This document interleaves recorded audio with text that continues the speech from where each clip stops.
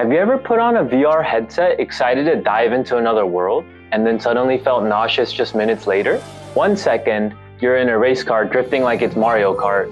The next, you're contemplating your life over the toilet. We've all been there.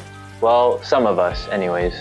Welcome back to the GTR Sim Racing Lab series. I'm your host Suyong, and today we're going to be talking about the not so fun side of virtual reality, motion sickness.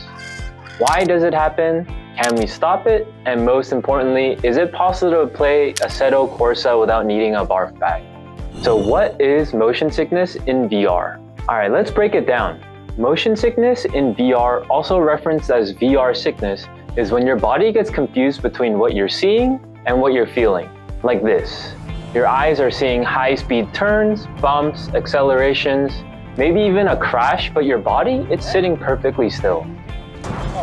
When your senses don't line up, your brain kind of freaks out. It starts to think that maybe we could be poisoned, and then it pulls the emergency lever, aka nausea, dizziness, cold sweats, basically the whole roller coaster package to alert and try to fix what's going on with the body. This is what scientists call the sensory conflict theory, and it's the main reason people feel sick in VR. And it goes a little deeper than just feeling off. Some researchers believe this reaction is actually an evolutionary defense mechanism.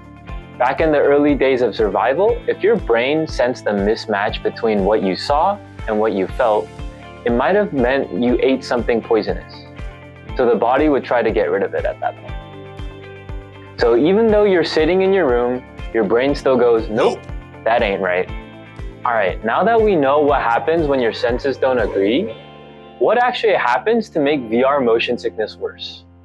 Well, one of the reasons are going to be poor frame rate or stuttering. If your frame rate dips below 90 FPS, especially in a racing sim where every movement is fast, your brain's going to feel that disconnect pretty hard.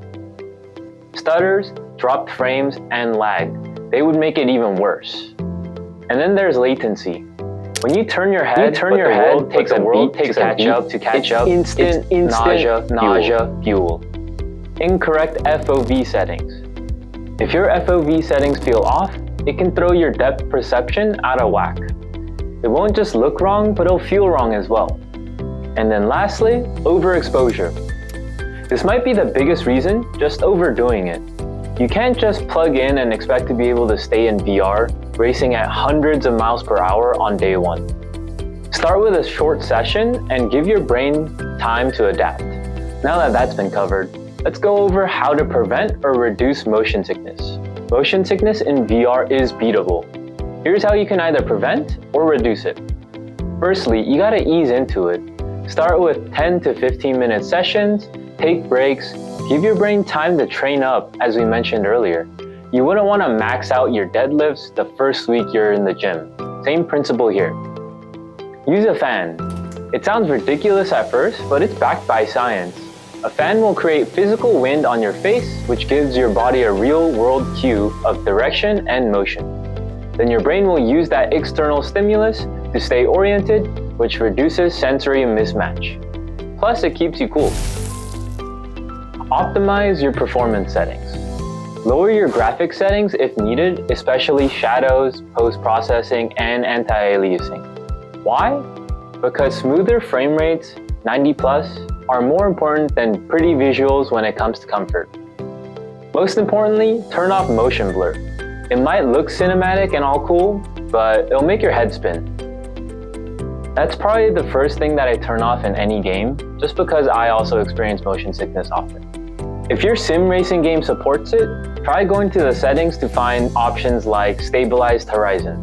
It'll help stabilize your view even when the car is bumping and moving around. All that vibration and the bumping will be significantly reduced, which means immersion does get reduced as well, but hey, at least you aren't dizzy anymore. And lastly, try natural remedies. Ginger chews or teas have been shown to help some people with mild nausea. There are also things like acupuncture wristbands, but use these after some research. If you're really struggling and want to keep playing, there are motion sickness medicines that exist, but always check with your doctor first.